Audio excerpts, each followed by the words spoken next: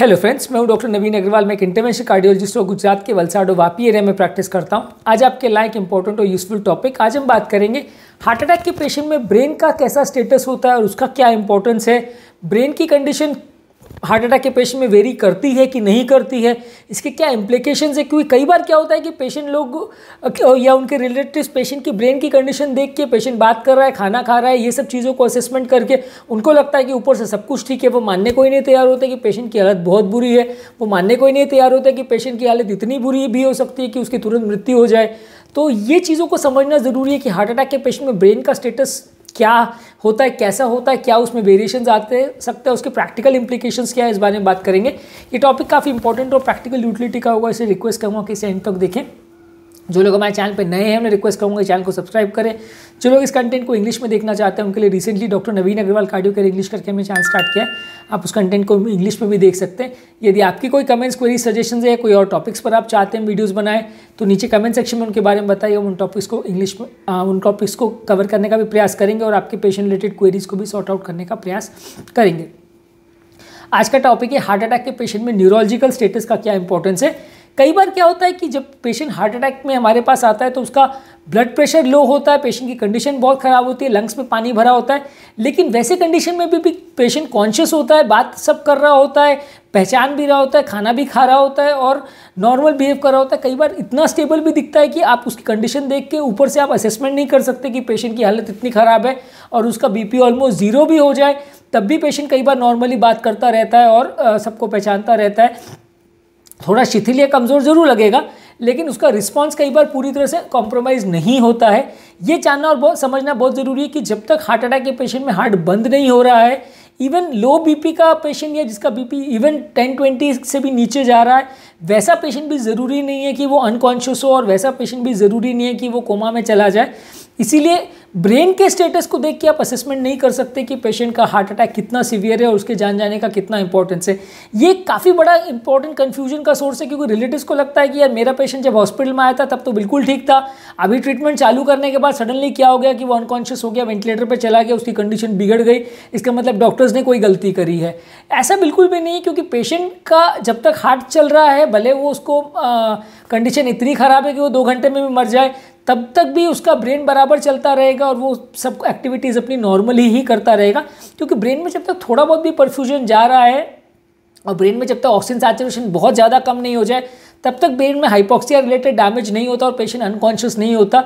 वो सब कुछ अपनी नॉर्मल ब्रेन रिलेटेड एक्टिविटीज़ कर पाता है। बॉडी भले उसकी ठंडी हो जाए, किडनी फेलियर हो जाए, यूरिन आउटपुट डाउन हो जाए, बाकी सब कंडीशन बहुत ख़राब भले ही हो जाए, लेकिन ब्रेन के पैरामीटर्स डाउन नहीं होते हैं। तो इस बात को प्रैक्टिकली समझना बहुत ज़्यादा ज़रूरी है, क्योंकि कई हॉस्पिटल्स में ये एक बड़ा कॉन्फ्लिक्ट का सोर्स रहता है कि रिलेटिव्स को लगता है कि मेरा पेशेंट जब एम्बुलेंस में आया था तब तो वो बात कर रहा था, पहचान भी रहा था, सब कुछ कर रहा था, और हॉस्पिटल में जैसे ही उसको आए और वेंटिलेटर पे लिया और अब वो बात भी नहीं कर रहा, अब वो उसकी कंडीशन ज़्यादा बिगड़ गई है, मतलब पेशेंट मिसमैनेज हुआ है। तो ब्रेन का स्टेटस कैसा है और पेशेंट बात कर रहा है, ये बिल्कुल भी आपको इंडिकेशन ये नहीं देगा कि पेशेंट का हार्ट का कंडीशन कैसा है या पेशेंट का ओवरऑल कंडीशन कैसा है, उसकी मृत्यु का कितना चांस है। दूसरे पैरामीटर्स है जैसे कि पेशेंट का ब्लड प्रेशर कितना है, पेशेंट का ईसीजी कैसा है, पेशेंट का हार्ट अटैक कितना बड़ा है, उसका पंप फंक्शन कैसा है, उसका ऑक्सीजन सैचुरेशन कितना है, ये ज़्यादा बेटर इंडिकेट कर पाएंगे आपको कि पेशेंट का ओवरऑल स्टेटस कैसा है, उसके मरने या बचने का कितना चांस है। लेकिन ब्रेन स्टेटस को देख के आप डेफिनेटली आप उससे जज नहीं करिए और उसको जज करने का प्रयास मत करिए, क्योंकि उसमें अगर आप गलत उसमें पड़े तो उसमें अननेसेसरी डॉक्टर के साथ आपकी कॉन्फ्लिक्ट्स होती हैं और उस समय आपको समझा पाना बहुत ज़्यादा मुश्किल पड़ता है कि ये गलत कॉन्सेप्ट है या गलत धारणा है। और आपको जो ये सोच रहे हो कि पेशेंट एम्बुलेंस में था वो बिल्कुल स्टेबल था, तो वो बिल्कुल ही गलत है। वो पेशेंट भले ठीक है, उसकी कॉन्शियसनेस नहीं गई थी और यहाँ आने के बाद वो सडनली अनकॉन्शियस हो गया, या सडनली हार्ट बंद हो गया, वो हो सकता है, या सडनली वेंटिलेटर पे चला गया, ये हो सकता है। लेकिन वो स्टेबल ऊपर से दिख रहा था, उसका मतलब डेफिनेटली ये नहीं है कि वो अंदर से भी उतना ही स्टेबल था।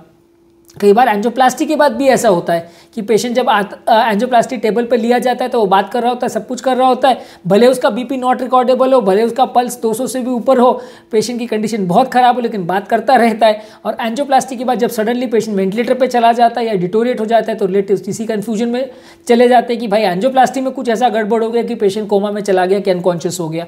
तो पेशेंट के न्यूरोलॉजिकल स्टेटस से पेशेंट की क्लिनिकल कंडीशन को असेसमेंट मत करिए, ये काफ़ी हद तक गलत ही कॉन्सेप्ट है।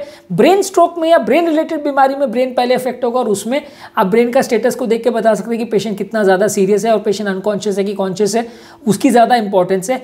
हार्ट की बीमारियों में ऐसा नहीं है, जब तक हार्ट अपना थोड़ा बहुत भी काम कर रहा है और थोड़ा बहुत भी ब्लड फेंक रहा है, ब्लड की तरफ ब्लड जा रहा है, तब तक पेशेंट का ब्रेन बराबर चलता रहेगा और वो अनकॉन्शियस यूजुअली नहीं होगा।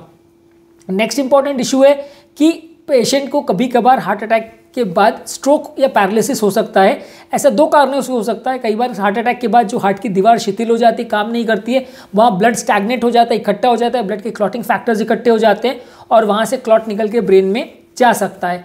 सेकेंडली, कई बार ये भी हो सकता है कि हार्ट अटैक के बाद जो खून पतला करने की दवाई, खासकर जो हार्ट अटैक के बाद थ्रोम्बोलिटिक थेरेपी दी जाती है हार्ट अटैक के इफेक्ट को कम करने के लिए, उससे भी कई बार पेशेंट को ब्रेन में ब्लीडिंग हो सकती है और ये कई बार डेंजरस हो सकता है। अगर ऐसे पेशेंट को ब्रेन में ब्लीडिंग या क्लॉटिंग दोनों हो जाए तो कई बार खून पतला करने की दवाई देना बड़ा मुश्किल हो जाता है, क्योंकि अगर क्लॉटिंग हुई तो डेफिनेटली जो हार्ट अटैक की खून पतला करने की दवाई है लगभग वैसी ही चलेगी, पर अगर ब्रेन में ब्लीडिंग हो गया है तो फिर बड़ा मुश्किल है, क्योंकि आपको खून पतला करने की सब दवाई बंद करनी पड़ती है। जहाँ हार्ट के लिए आपको खून पतला करने की दवा की ज़रूरत है, वहाँ ब्रेन में आप खून पतला करने की दवा नहीं दे सकते। और ऑब्वियसली कोई दवा डिफ्रेंशिएट तो नहीं कर सकती कि वो सिर्फ हार्ट पर असर करे, ब्रेन पर ना करे। जो खून पतला करने की दवा है वो तो पूरे शरीर का खून पतला करेगी।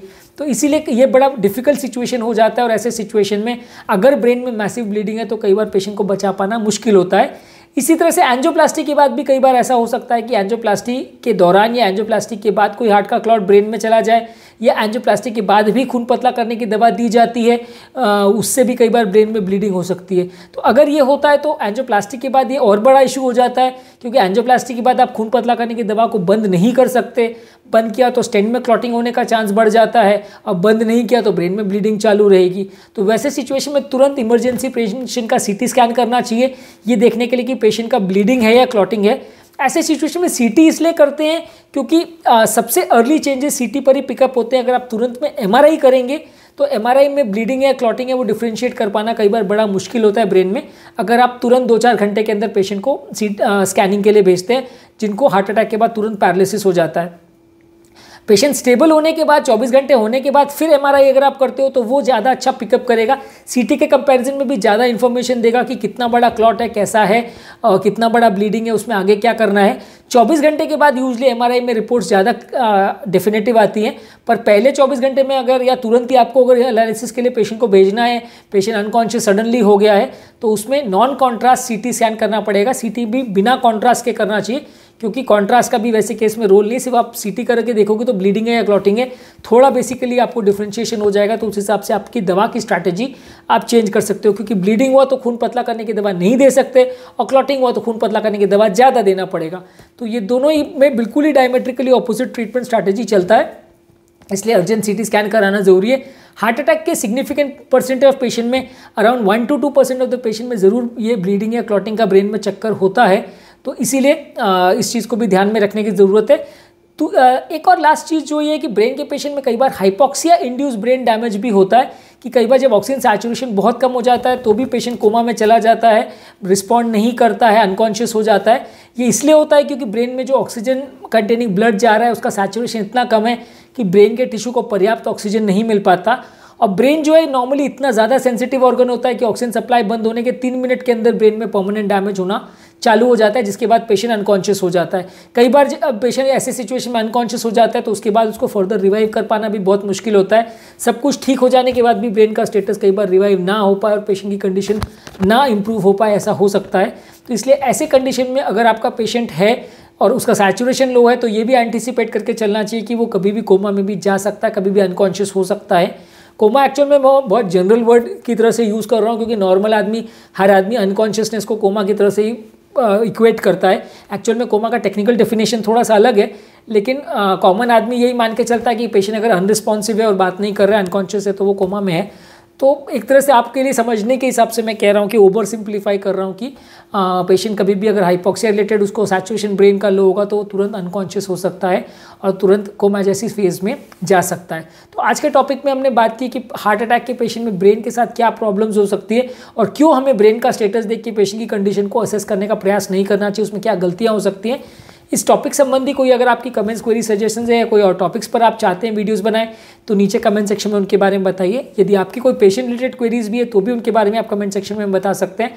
हम उन टॉपिक्स को भी फ्यूचर में कवर करने का प्रयास करेंगे। अंत में मैं डॉक्टर नवीन अग्रवाल तहे दिल से आपका शुक्रिया अदा करूँगा कि आपने इस टॉपिक को इन तक देखा। जो लोग हमारे चैनल पर नए हैं उन्हें रिक्वेस्ट करूँगी चैनल को सब्सक्राइब करें। ऐसा करने से हमें चैनल को कंटिन्यू करने के लिए इंस्पिरेशन और मोटिवेशन मिलती है। अगर आप इस चैनल के कंटेंट को, अगर आपको ये चैनल का कंटेंट पसंद तो डेफिनेटली इसका कंटेंट को सब्सक्राइब करके हमारा मोटिवेशन और इंस्पिरेशन बढ़ाएं। Thank you.